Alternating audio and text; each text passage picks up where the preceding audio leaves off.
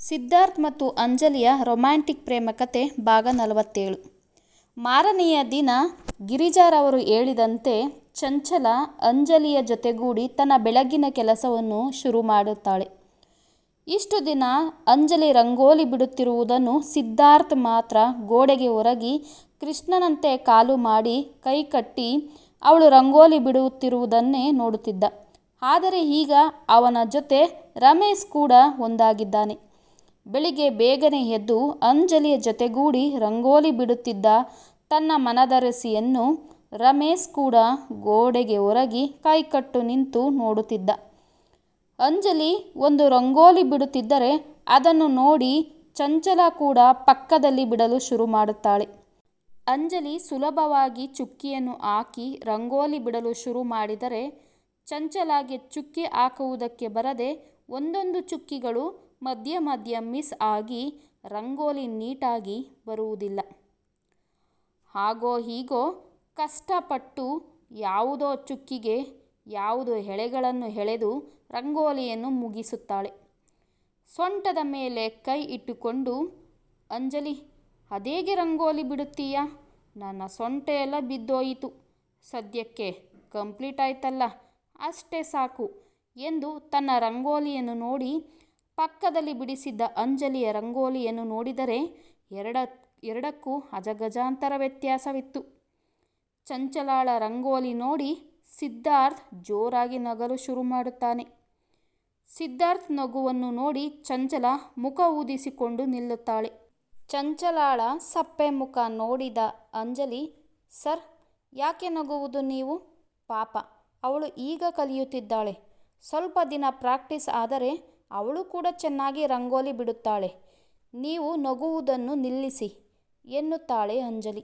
ರಮೇಶ್ ಚಂಚಲಾಳ ಬಳಿ ಬಂದು, ಚಂಚಲ, ಬೇಜಾರು ಮಾಡಿಕೊಳ್ಳಬೇಡ. ನಿನ್ನ ರಂಗೋಲಿ ತುಂಬ ಚೆನ್ನಾಗಿದೆ. ನನಗೆ ಇಷ್ಟವಾಯಿತು ಎನ್ನುತ್ತಾನೆ. ಹೆತ್ತವರಿಗೆ ಹೆಗ್ಗಣ ಮುದ್ದು ಅಂತಾರೆ. ಆದರೆ ಈ ರೀತಿ ನನಗೆ ಅನ್ನಿಸದಿದ್ದರೂ ನಿನ್ನ ಹುಡುಗನಿಗೆ ಅನ್ನಿಸುತ್ತಿದೆ ನೋಡು. ನೀನು ಏನೇ ಮಾಡಿದರೂ ಅದು ಅವನಿಗೆ ತುಂಬ ಚೆನ್ನಾಗಿ ಕಾಣಿಸುತ್ತಿದೆ ಎಂದು ಸಿದ್ಧಾರ್ಥ್ ಮತ್ತು ರಮೇಶ್ ಹಿಂದೆ ಕೈಕಟ್ಟಿ ನಿಂತಿದ್ದ ಗಿರಿಜಾರವರು ಹೇಳುತ್ತಾರೆ. ಎಲ್ಲರೂ ಗಿರಿಜಾರವರನ್ನು ನೋಡುತ್ತಾರೆ. ಗಿರಿಜಾರವರು ಚಂಚಲ ಬಿಡಿಸಿದ್ದ ರಂಗೋಲಿಯ ಬಳಿ ಬಂದು ಅದನ್ನು ನೋಡಿ, ಏನೇ ಇದು? ನವಿಲಿನ ಚಿತ್ರ ಹೋಗಿ ಕೋಳಿಯ ಚಿತ್ರವಾಗಿದೆ. ಇದನ್ನು ನೋಡುವುದಕ್ಕೆ ನನ್ನ 2 ಕಣ್ಣು ಸಾಲದು ಎಂದು ಹೇಳುತ್ತಾರೆ. ಸುಮ್ಮನಿರಮ್ಮ, ಇಷ್ಟು ಬಿಡಿಸಿದ್ದಕ್ಕೆ ನನ್ನ ಸೊಂಟ ಎಲ್ಲ ಬಿದ್ದೋಗಿದೆ. ಎಷ್ಟೊಂದು ಕಷ್ಟಪಟ್ಟು ರಂಗೋಲಿ ಬಿಟ್ಟಿದ್ದೀನಿ ಗೊತ್ತಾ ಎನ್ನುತ್ತಾಳೆ ಚಂಚಲ. ಇಷ್ಟಕ್ಕೆ ಹೀಗೆಂದರೆ ಹೇಗೆ? ಇನ್ನು ಮನೆ ಕೆಲಸಗಳು, ದೇವರ ಮನೆ ಕ್ಲೀನ್ ಮಾಡುವುದು, ಪೂಜೆ ಮಾಡುವುದು, ಅಡುಗೆ ಮಾಡುವುದು ಎಲ್ಲ ಇದೆ ಎನ್ನುತ್ತಾರೆ ಗಿರಿಜಾರವರು.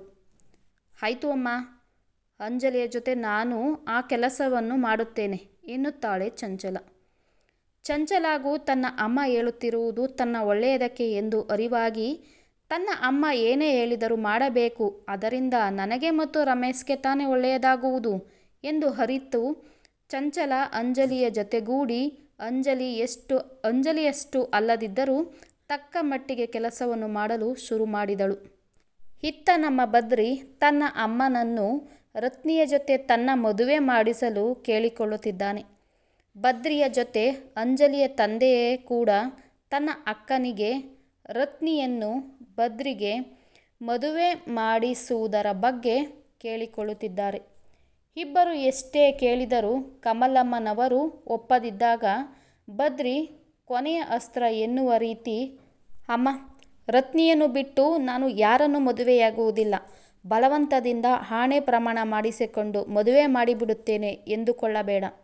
ರತ್ನಿ ಏನಾದರೂ ನನಗೆ ಸಿಗಲಿಲ್ಲವೆಂದರೆ ನಾನು ಹುಚ್ಚನಾಗಿ ಬಿಡುತ್ತೇನೆ. ನಿನಗೆ ನಿನ್ನ ಹಠವೇ ಮುಖ್ಯವಾ, ಇಲ್ಲ ನಿನ್ನ ಮಗನ ಭವಿಷ್ಯ ಮುಖ್ಯವಾ ಎಂದು ಯೋಚನೆ ಮಾಡು. ನಿನಗೆ ನಾಳೆಯ ಬೆಳಿಗ್ಗೆಯ ತನಕ ಸಮಯ ಕೊಡುತ್ತೇನೆ. ಅಷ್ಟರೊಳಗೆ ನೀನು ರತ್ನಿಯನ್ನು ಸೊಸೆಯಾಗಿಸಿಕೊಳ್ಳಲು ಒಪ್ಪಿಕೊಂಡಿರಬೇಕು. ಇಲ್ಲದಿದ್ದರೆ ನಾನು ಜೀವವಿದ್ದರೂ ಜೀವವಿಲ್ಲದ ಗೊಂಬೆಯಂತೆ ನಿನ್ನ ಮುಂದೆ ಇದ್ದು ಬಿಡುತ್ತೇನೆ. ಆಗ ನಿನ್ನ ಈಗಿನ ಬದ್ರಿಯನ್ನು ನೀನು ಮುಂದೆ ನೋಡಲಾಗುವುದಿಲ್ಲ. ಯೋಚನೆ ಮಾಡು ಎಂದು ಹೇಳಿ ಬದ್ರಿ ಹೊರಗೆ ಹೋಗುತ್ತಾನೆ. ಕಮಲಮ್ಮನವರು ತನ್ನ ಮಗ ಹಾಡಿ ಹೋದ ಮಾತುಗಳನ್ನೇ ನೆನೆದುಕೊಂಡು ಮರುಗುತ್ತಾರೆ. ಪಕ್ಕದಲ್ಲಿದ್ದ ಅಂಜಲಿಯ ತಂದೆ ಅಕ್ಕ, ನೀನು ಯೋಚನೆ ಮಾಡುವಂಥದ್ದು ಏನೂ ಇಲ್ಲ. ಇಬ್ಬರು ಒಬ್ಬರಿಗೊಬ್ಬರು ತುಂಬ ಪ್ರೀತಿಸಿ ಬಿಟ್ಟಿದ್ದಾರೆ. ನಾವು ಮಕ್ಕಳ ಸಂತೋಷವನ್ನೇ ತಾನೇ ಬಯಸುವುದು. ಅವನು ಮನಸ್ಸು ಮಾಡಿದರೆ ಇಷ್ಟರಾಗಲೇ ರತ್ನಿಯನ್ನು ಮದುವೆ ಮಾಡಿಕೊಂಡು ನಿನ್ನ ಮುಂದೆ ಬಂದು ನಿಲ್ಲುತ್ತಿದ್ದ. ಆದರೆ ಆ ಹುಡುಗಿ ನಿನ್ನ ಒಪ್ಪಿಗೆಯ ಮೇಲೆ ಮದುವೆಯಾಗಬೇಕೆಂದು ಇವನನ್ನು ತಡೆದು ನಿಲ್ಲಿಸಿದ್ದಾಳೆ. ಹುಡುಗಿ ತುಂಬ ಒಳ್ಳೆಯವಳು. ಯೋಚನೆ ಮಾಡು ಅಕ್ಕ. ನೀನು ಒಪ್ಪಲಿಲ್ಲವೆಂದರೆ ಇಬ್ಬರು ಮದುವೆಯಾಗದೆ ಇದೇ ರೀತಿ ಇದ್ದು ಬಿಡುತ್ತಾರೆ. ಮಕ್ಕಳ ಭವಿಷ್ಯಕ್ಕಿಂತ ನಿನ್ನ ಹಠ ಮುಖ್ಯವಲ್ಲ ಎಂದು ನನಗೆ ಅನಿಸುತ್ತದೆ. ಒಂದು ಸಾರಿ ರತ್ನಿಯ ಜೊತೆ ಒಗ್ಗಿ ನೋಡು. ಆ ಹುಡುಗಿ ಎಷ್ಟು ಒಳ್ಳೆಯವಳು ಎಂದು ನಿನಗೆ ಗೊತ್ತಾಗುತ್ತದೆ. ಆ ಮಗುವಿನ ಮಾತು ಹೊರಟಿರಬಹುದು. ಮನಸ್ಸು ಬೆಣ್ಣೆಯಂಥದ್ದು. ಸುಳ್ಳು ಕಪಟ ಎನ್ನುವುದು ಆ ಮಗುವಿನಲ್ಲಿ ಇಲ್ಲ. ಯೋಚನೆ ಮಾಡಿ ಬದ್ರಿ ಹೇಳಿರುವ ಸಮಯದ ಒಳಗೆ ಒಳ್ಳೆಯ ನಿರ್ಧಾರಕ್ಕೆ ಬಾ ಅಕ್ಕ. ನಾನು ನಿನ್ನ ಒಳ್ಳೆಯ ನಿರ್ಧಾರಕ್ಕೆ ಕಾಯುತ್ತಿರುತ್ತೇನೆ. ನೀನು ಒಪ್ಪಿದರೆ ಅಂಜಲಿ ಸಿದ್ಧಾರ್ಥ್ ಮದುವೆಯ ಜೊತೆ ಇವರಿಬ್ಬರ ಮದುವೆಯನ್ನು ಕೂಡ ಮಾಡಿ ಮುಗಿಸಬಹುದು ಎಂದು ಹೇಳಿ ಅಂಜಲಿಯ ತಂದೆ ಹೊರಗೆ ಹೋಗುತ್ತಾರೆ. ಕಮಲಮ್ಮನವರು ಯೋಚನೆ ಮಾಡುತ್ತಾ ಕೂತು ಬಿಡುತ್ತಾರೆ. ಬದ್ರಿ ಮನೆಯಲ್ಲಿ ನಡೆದ ವಿಷಯವನ್ನು ಮತ್ತು ತನ್ನ ಅಮ್ಮನ ಬಳಿ ಸಮಯ ಕೊಟ್ಟಿರುವ ವಿಷಯವನ್ನು ಕೂಡ ಸಿದ್ಧಾರ್ಥ್, ರತ್ನಿ, ಚಂಚಲ, ರಮೇಶ್ ಬಳಿ ಹೇಳುತ್ತಾನೆ. ರತ್ನಿಯಂತೂ ತನ್ನ ಅತ್ತೆ ಮದುವೆಗೆ ಒಪ್ಪಲಿ ಎಂದು ದೇವರಲ್ಲಿ ಹರಕೆಯನ್ನು ಕೂಡ ಕಟ್ಟುತ್ತಾಳೆ. ಆದರೆ ಹರಕೆಗೆ ಬಲಿಪಶು ಮಾಡಿದ್ದು ಬದ್ರಿಯನ್ನು. ಸಿದ್ಧಾರ್ಥ್, ಅಂಜಲಿ, ರಮೇಶ್ ಕೂಡ ಕಮಲಮ್ಮ ಮದುವೆಗೆ ಒಪ್ಪಲಿ ಎಂದು ತಮ್ಮ ಮನಸ್ಸಿನಲ್ಲಿಯೇ ಪ್ರಾರ್ಥಿಸುತ್ತಾರೆ. ಆದರೆ ಇತ್ತ ಕಮಲಮ್ಮ ಬದ್ರಿ ಸಮಯ ಕೊಟ್ಟು ಹೋದ ಅರ್ಧ ಗಂಟೆಯಲ್ಲಿ ರತ್ನಿಯನ್ನೇ ತನ್ನ ಸೊಸೆಯಾಗಿಸಿಕೊಳ್ಳುವ ಯೋಚನೆಯನ್ನು ಮಾಡುತ್ತಾರೆ. ರತ್ನಿ ತುಂಬ ಒಳ್ಳೆಯ ಹುಡುಗಿ ಎಂದು ಅವರಿಗೂ ಗೊತ್ತು. ಅವಳು ಅಂಜಲಿಯನ್ನು ನೀರಿನಲ್ಲಿ ಬಿದ್ದಾಗ ಕಾಪಾಡಿದಾಗಲೇ ಅವಳ ಮೇಲೆ ಒಳ್ಳೆಯ ಅಭಿಪ್ರಾಯವೇ ಬಂದಿತ್ತು. ಆದರೆ ಅವಳು ಜಗಳಗಂಟಿ, ಬಾಯಿ ಜಾಸ್ತಿ ಎಂದು ಸ್ವಲ್ಪ ಹಿಂಜರಿದಿದ್ದರು ಅಷ್ಟೆ. ಅದರಲ್ಲಿ ಕಮಲಮ್ಮನವರದೇನೂ ತಪ್ಪಿಲ್ಲ. ಅಂಜಲಿ ಹುಟ್ಟಿದ ಕ್ಷಣದಿಂದಲೂ ಅವಳೇ ತನ್ನ ಸೊಸೆ ಎಂದುಕೊಂಡವರು ಅಂಜಲಿಯ ಗುಣವನ್ನು ಕೂಡ ತುಂಬ ಇಷ್ಟಪಟ್ಟಿದ್ದರು. ಈಗ ಅವಳ ರೀತಿಯ ಗುಣದವಳನ್ನಾದರೂ ಸೊಸೆ ಮಾಡಿಕೊಳ್ಳುವ ಆಸೆ ಅಷ್ಟೆ. ಆದರೆ ಈಗ ಬದ್ರಿ, ರತ್ನಿ ಇಲ್ಲದೆ ನನಗೆ ಇರುವುದಕ್ಕೆ ಆಗುವುದಿಲ್ಲ, ನಾನು ಹುಚ್ಚನಾಗಿ ಬಿಡುತ್ತೇನೆ ಎಂದು ಹೇಳಿ ಹೋದ ಮಾತುಗಳೇ ಕಮಲಮ್ಮನ ನಿರ್ಧಾರವನ್ನು ಬದಲಿಸಲು ಕಾರಣವಾಯಿತು. ತನ್ನ ಮಗನಿಗೋಸ್ಕರ ತಮ್ಮ ಹಠವನ್ನು ಬಿಟ್ಟು ರತ್ನಿಯನ್ನು ಸೊಸೆ ಮಾಡಿಕೊಳ್ಳಲು ನಿರ್ಧಾರ ಮಾಡಿದರು. ಅವನು ಬಂದ ಮೇಲೆ ನಾನು ಒಪ್ಪಿರುವುದರ ಬಗ್ಗೆ ಅವನಿಗೆ ಹೇಳಿದರೆ ಆಯಿತು. ಯಾರ ಹಣೆಯಲ್ಲಿ ಯಾರ ಹೆಸರು ಬರೆದಿದ್ದಾನೋ ಆ ಭಗವಂತ ಗೊತ್ತಿಲ್ಲ. ಒಟ್ಟಿನಲ್ಲಿ ನನಗೆ ಅವನ ಸಂತೋಷವೇ ಮುಖ್ಯ, ಅದರ ಮುಂದೆ ಬೇರೇನೂ ಇಲ್ಲ ಎಂದುಕೊಂಡು ತಮ್ಮ ಕೆಲಸದ ಕಡೆ ಗಮನ ಕೊಡುತ್ತಾರೆ ಕಮಲಮ್ಮ. ಇತ್ತ ತನ್ನ ಅಮ್ಮನ ಬಳಿ ಸಮಯ ಕೊಟ್ಟು ಹೊರಗೆ ಬಂದ ಬದ್ರಿಗೆ ಚಡಪಡಿಕೆ ಶುರುವಾಯಿತು. ನಾನು ನನ್ನ ಅಮ್ಮನಿಗೆ ಕಡಿಮೆ ಸಮಯ ಕೊಟ್ಟು ಬಿಟ್ಟೆನಾ ಹೇಗೆ? ಒಂದು ವೇಳೆ ಅಮ್ಮ ಒಪ್ಪಲಿಲ್ಲವೆಂದರೆ ಏನು ಮಾಡುವುದು?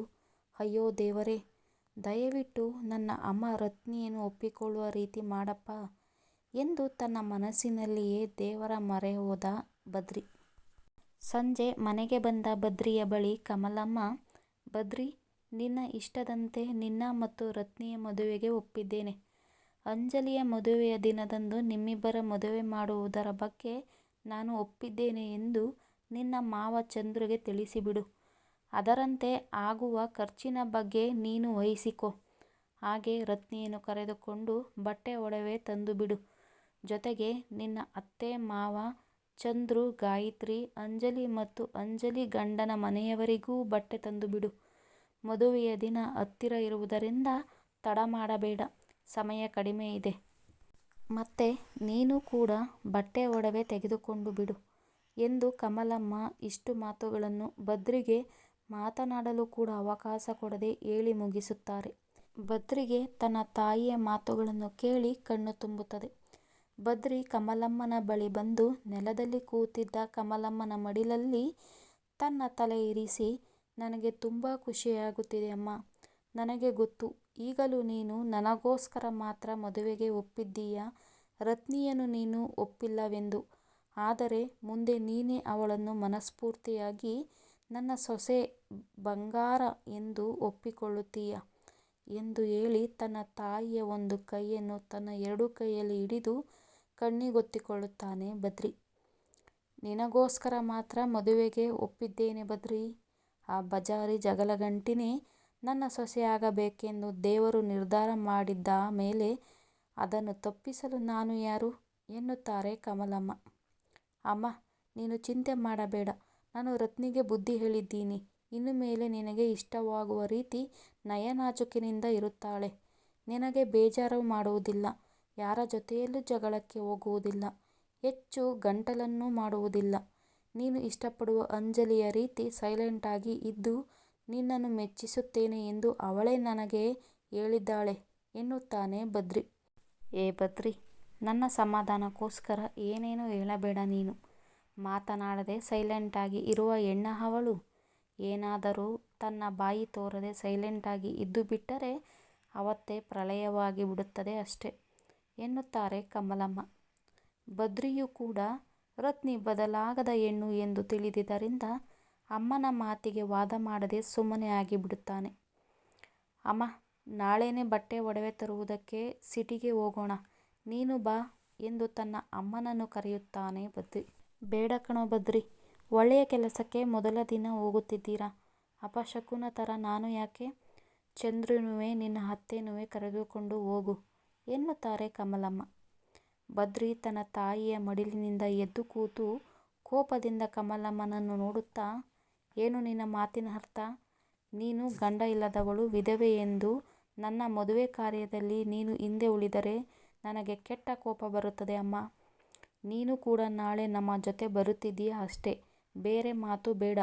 ನಾನು ಈ ವಿಚಾರವನ್ನು ಚಂದ್ರು ಮಾವನಿಗೆ ತಿಳಿಸಿ ಬರುತ್ತೇನೆ. ಬೇಡದೇ ಇರುವ ವಿಷಯವನ್ನು ತಲೆಗೆ ಹಾಕಿಕೊಂಡು ಕೂರಬೇಡ ಎಂದು ಹೇಳಿ ಬದ್ರಿ ತನ್ನ ಮಾವನ ಮನೆಯ ಕಡೆಗೆ ಹೋಗುತ್ತಾನೆ. ದಾರಿಯಲ್ಲಿ ಹೋಗುತ್ತಾ ಬದ್ರಿ ರತ್ನಿಗೆ ಫೋನ್ ಮಾಡಿ ತನ್ನ ಅಮ್ಮ ಮದುವೆಗೆ ಒಪ್ಪಿರುವುದರ ಬಗ್ಗೆ ತಿಳಿಸುತ್ತಾನೆ. ಬದ್ರಿ ಒಳ್ಳೆ ಸುದ್ದಿ ಕೊಡುತ್ತಿದ್ದಂತೆಯೇ ರತ್ನಿಗೆ ಕುಣಿದಾಡುವಷ್ಟು ಖುಷಿಯಾಯಿತು. ರತ್ನಿ ಕೂಡ ತನ್ನ ಅಪ್ಪ ಅಮ್ಮನಿಗೆ ಕಮಲಮ್ಮ ಮದುವೆಗೆ ಒಪ್ಪಿರುವುದರ ಬಗ್ಗೆ ತಿಳಿಸುತ್ತಾಳೆ. ಅವರು ಕೂಡ ಸಂತೋಷ ಪಡುತ್ತಾರೆ.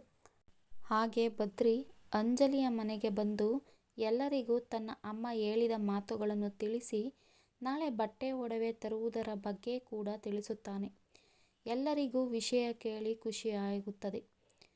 ಸಿದ್ಧಾರ್ಥ್ಗಂತೂ ತನ್ನ ಪುಟ್ಟ ತಂಗಿಯ ಮದುವೆ ನನ್ನ ಮದುವೆಯ ದಿನವೇ ನಡೆಯುತ್ತದೆ ಎಂದು ತುಂಬ ಖುಷಿಯಾಗುತ್ತದೆ. ಹಾಗೆ ಮೋಹನ್ರವರಿಗೂ ಕೂಡ ಮಗಳಂತೆ ಇರುವ ಫ್ರೆಂಡ್ ಮದುವೆಯೂ ಕೂಡ ತನ್ನ ಮಗನ ಮದುವೆಯ ದಿನವೇ ನಡೆಯುತ್ತದೆ ಎಂದು ಸಂಭ್ರಮ ಪಡುತ್ತಾರೆ. ಅಂಜಲಿಯ ತಂದೆ, ಬದ್ರಿ, ನಾಳೆ ಬಟ್ಟೆ ಒಡವೆ ತರುವುದಕ್ಕೆ ಹೋಗುವುದು ಬೇಡ. ನಾಳೆ ರತ್ನಿಯ ಮನೆಗೆ ಹೋಗಿ ಹೆಣ್ಣು ನೋಡುವ ಶಾಸ್ತ್ರ ಮುಗಿಸಿ ಹಾಗೆ ನಾವೇ ಸಣ್ಣದಾಗಿ ಹೂ ಮೂಡಿಸುವ ಶಾಸ್ತ್ರ ಇಟ್ಟುಕೊಳ್ಳೋಣ. ನಾಳಿದ್ದು ಬೇಕಾದರೆ ಬಟ್ಟೆ ಒಡವೆ ತರುವುದಕ್ಕೆ ಹೋಗೋಣ ಎನ್ನುತ್ತಾರೆ. ಅಂಜಲಿಯ ತಂದೆಯ ಮಾತು ಎಲ್ಲರಿಗೂ ಸರಿ ಅನ್ನಿಸುತ್ತದೆ. ಆಯಿತು ಮಾವ, ನಾನು ಅಮ್ಮನ ಬಳಿ ಇದರ ಬಗ್ಗೆ ಮಾತನಾಡುತ್ತೇನೆ ಎಂದು ಹೇಳಿ ಬದ್ರಿ ತನ್ನ ಮನೆಯ ಕಡೆಗೆ ಹೋಗುತ್ತಾನೆ. ಮನೆಗೆ ಬಂದ ಬದ್ರಿ ತನ್ನ ಮಾವ ಹೇಳಿರುವುದರ ಬಗ್ಗೆ ತನ್ನ ಅಮ್ಮನ ಬಳಿ ಮಾತನಾಡುತ್ತಾನೆ. ಕಮಲಮ್ಮ ಕೂಡ ಸರಿ ಎಂದು ಒಪ್ಪಿಕೊಳ್ಳುತ್ತಾರೆ. ಹಾಗೆ ರತ್ನಿ ಮನೆಯವರಿಗೆ ಇದರ ಬಗ್ಗೆ ತಿಳಿಸಿಬಿಡು ಎಂದು ಕೂಡ ಹೇಳುತ್ತಾರೆ ಕಮಲಮ್ಮ. ಸರಿ ಎಂದು ಬದ್ರಿ ರತ್ನಿಗೆ ಫೋನ್ ಮಾಡಿ ನಾಳೆ ನಡೆಯುವ ಶಾಸ್ತ್ರದ ಬಗ್ಗೆ ತಿಳಿಸುತ್ತಾನೆ. ರತ್ನಿ ತನ್ನ ತಂದೆ ತಾಯಿಯ ಬಳಿ ಬದ್ರಿ ಹೇಳಿದ ವಿಚಾರವನ್ನು ತಿಳಿಸುತ್ತಾಳೆ. ಆದರೆ ರತ್ನಿಯ ತಂದೆ ತಾಯಿ, ನಾಳೆ ಶಾಸ್ತ್ರವೆಂದರೆ ಹೇಗೆ? ನಾವು ಏನೂ ರೆಡಿನೇ ಮಾಡಿಕೊಂಡಿಲ್ಲವಲ್ಲ ಎಂದು ಹೇಳುತ್ತಾರೆ. ಆಗ ರತ್ನಿ, ಚಿಂತೆ ಮಾಡಬೇಡ ಅಪ್ಪ, ನಾಳೆ ಅವರು ಬರುವುದು 12 ಗಂಟೆಗೆ ಅಲ್ಲವಾ? ಅಷ್ಟರೊಳಗೆ ನೀನು ಸಿಟಿಗೆ ಹೋಗಿ ನಾಳೆ ಏನೇನು ಬೇಕು ಎಲ್ಲವನ್ನೂ ತಂದು ಬಿಡು ಎಂದು ಹೇಳುತ್ತಾಳೆ ರತ್ನಿ. ರತ್ನಿಯ ಅಪ್ಪ ಅಮ್ಮ ಸರಿ ಎಂದು ಒಪ್ಪಿಕೊಂಡು ತಮ್ಮ ಮಗಳ ಮದುವೆ ಅವಳು ಪ್ರೀತಿಸಿದ ಹುಡುಗನ ಜೊತೆ ನಡೆಯುತ್ತಿದೆಯಲ್ಲ ಎಂದು ನೆಮ್ಮದಿಯಾಗಿ ಅವತ್ತಿನ ದಿನ ಕಳೆಯುತ್ತಾರೆ. ಇತ್ತ ಸಿದ್ಧಾರ್ಥ್ ತನ್ನ ಅಪ್ಪ ಮತ್ತು ಅತ್ತೆಯ ಬಳಿ ರತ್ನಿಯ ಮದುವೆಯನ್ನು ತಾನೇ ಮಾಡುವುದಾಗಿ ತಿಳಿಸುತ್ತಾನೆ. ಸಿದ್ಧಾರ್ಥ್ ಮಾತು ಕೇಳಿ ಗಿರಿಜಾರವರು ಮತ್ತು ಮೋಹನ್ ರವರಿಗೆ ಸಂತೋಷವಾಗುತ್ತದೆ. ಇದರ ಬಗ್ಗೆ ರತ್ನಿ ಅಪ್ಪ ಅಮ್ಮನ ಬಳಿ ನಾಳೆ ಮಾತನಾಡುವುದರ ಬಗ್ಗೆಯೂ ಕೂಡ ಸಿದ್ಧಾರ್ಥ್ ತಿಳಿಸುತ್ತಾನೆ. ಅದಕ್ಕೆ ಗಿರಿಜಾರವರು ಮತ್ತು ಮೋಹನ್ರವರು ಕೂಡ ಒಪ್ಪುತ್ತಾರೆ. ಸಿದ್ಧಾರ್ಥ್ ರತ್ನಿಯನ್ನು ತನ್ನ ಸ್ವಂತ ತಂಗಿ ಎಂದು ಭಾವಿಸಿದ್ದರಿಂದ ತನ್ನ ರತ್ನಿ ಪುಟ್ಟನ ಮದುವೆಯನ್ನು ತಾನೇ ವಹಿಸಿಕೊಂಡು ಮಾಡಬೇಕೆಂದು ಆಸೆ ಅವನಿಗೆ. ಇತ್ತ ರಮೇಶ್ ತನ್ನ ಅಪ್ಪ ಅಮ್ಮನ ಬಳಿ, ಅಮ್ಮ ಅಪ್ಪ, ಇವತ್ತು ನನಗೆ ಶಿಕ್ಷೆ ಕೊಟ್ಟು ನನ್ನನ್ನು ಮಾತನಾಡಿಸುತ್ತೀನಿ ಅಂದಿದ್ರಿ ಎಂದು ಅವರ ಮುಂದೆ ನಿಂತಿದ್ದಾನೆ ರಮೇಶ್. ಕಾರಣ, ನಿನ್ನೆಯಿಂದ ಇಲ್ಲಿಯ ತನಕವೂ ಅವರು ಅವನ ಜೊತೆ ಸರಿಯಾಗಿ ಮುಖ ಕೊಟ್ಟು ಮಾತನಾಡಿಸುತ್ತಿರಲಿಲ್ಲ. ಅದಕ್ಕೆ ಸಂಜೆಯ ತನಕ ಕಾದ ರಮೇಶ್ ನೇರವಾಗಿ ಅವರನ್ನೇ ಪ್ರಶ್ನೆ ಮಾಡುತ್ತಾನೆ. ಅದಕ್ಕೆ ಅಂಜಲಿಯ ತಂದೆ, ಇವತ್ತು ನಿನಗೆ ಶಿಕ್ಷೆ ಕೊಡುವುದಕ್ಕೆ ಒಳ್ಳೆಯ ಸಮಯ ಇರಲಿಲ್ಲ, ಅದಕ್ಕೆ ನಾಳೆ ನಿನಗೆ ಶಿಕ್ಷೆ ಕೊಡುತ್ತೇನೆ ಎನ್ನುತ್ತಾರೆ. ರಮೇಶ್ ತಲೆ ಕೆರೆದುಕೊಂಡು, ಶಿಕ್ಷೆ ಕೊಡುವುದಕ್ಕೆ ಒಳ್ಳೆಯ ಸಮಯ ಬೇಕಾ ಎಂದು ಮನಸ್ಸಿನಲ್ಲಿಯೇ ಹೇಳಿಕೊಂಡು, ಆಯಿತು ಅಪ್ಪ ಅಮ್ಮ ಎಂದು ಹೇಳಿ ಅಲ್ಲಿಂದ ಹೋಗುತ್ತಾನೆ. ಕತೆ ಮುಂದುವರಿಯುತ್ತದೆ.